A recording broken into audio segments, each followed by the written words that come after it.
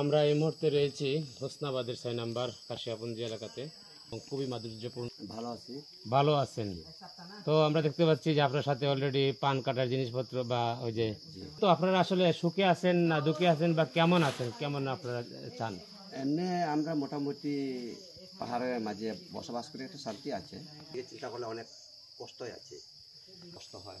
একটা রুগী নিয়ে যেতে হলে আমাদের অনেক পরিশ্রম। আর বিশেষভাবে আমরা তো চা বাগানের পাশাপাশি থাকি শেষ প্রান্তে, মধ্যে মধ্যে গেট লাগাই দেয় চা বাগান কর্তৃপক্ষরা। আমাদের এটা নিয়ে খুব সমস্যা। রাত 12টা একটা সময় রুগী নিয়ে গেলে কোনো সময় রুগীও মারা যায় গেটের সামনে। সত্যি কথা যেটা, এটা অস্বীকার করার কিছু নাই। তো তাদেরকে অবগত করতে এলে চাবি নাই, এই নাই সেই নাই। এরপরে ম্যানেজার সাহেবের কাছে চাবি, যেখানে গেট বসানো হয় এখানে চাবি অন্তত 1.5-2 কিলোমিটার। এটা লোক যাইতে আস্তে আস্তে তো অনেক সময় লাগে। যাও, এই বিষয়টা আমরা অনেক কষ্ট আছি এটা নিয়ে।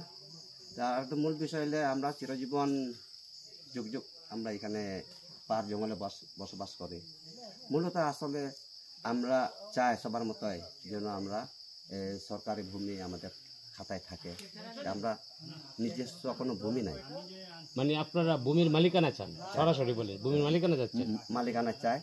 আমরা যতটুক প্রয়োজন ততটুক দিবে, এটাই চাই। প্রত্যেক পরিবারের পর দেওয়া হোক আমরা চাই।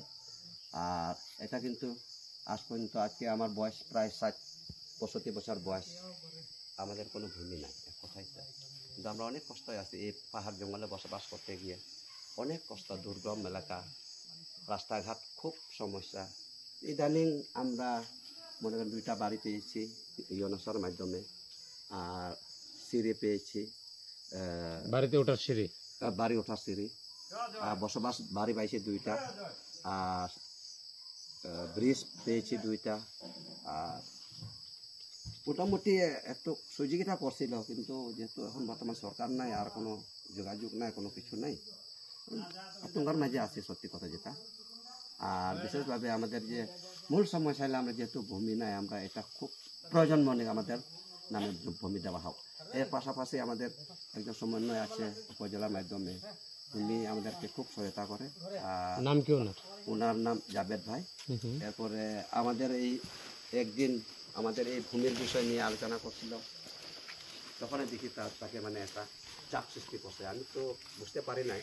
তো আমাকে বললো, ভাই যেদিন আপনার যে ভূমির সংক্রান্ত নিয়ে কথা বলছে, এই দিন থেকে আমার খুব চাপ সৃষ্টি হয়েছে। আমি কিছু বুঝি না। আমিও এইভাবে আমাকে বলতো যে আমার বেতন ভাতা নাই, এমনি করে আমার তো এখন ক্ষমতা নেই আপনার বেতন ইয়ে করার জন্য। ঠিক আছে, চলেন, কোথায় যদি সহযোগিতা করতে হয় আমি যতটুকু পারি আপনাকে সহযোগিতা করবো, তবু অর্থনৈতিকভাবে আমি করতে পারবো না, মৌখিকভাবে আমি করতে পারবো। আর মূল সমস্যা হলে আমরা একটা জিনিস করতে চাইলেও এখানে বাধা ইয়ে। যেমন আমাদের রাস্তা, একটা ইট আনতে এলেও রাস্তা বন্ধ হয়। যদি আমরা মনে করি একটা ছোটোখাটো একটা গির্জা করব, যেমন এই আমাদের এই গির্জাটা, এই ইট টানা খুব কষ্ট। এই অমুকে বাধা দেয়, অমুকে এই করে সেই করে, নিজস্ব বাড়ি করতে এলেও নানা সমস্যা।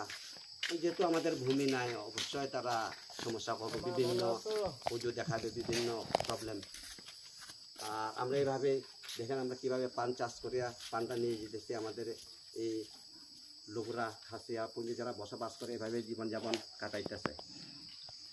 আর আমার বলার কিছু নাই, মাননীয় সরকারের কাছে এই আমাদের যে এই দাবিগুলা যদি আমাদেরকে পূরণ করে খুব ভালো হয়, আমাদের শান্তিপূর্ণভাবে থাকতে পারবো। কারণ এতটুকু আমার বক্তব্য। ধন্যবাদ আপনাকে। বেশি বলবো।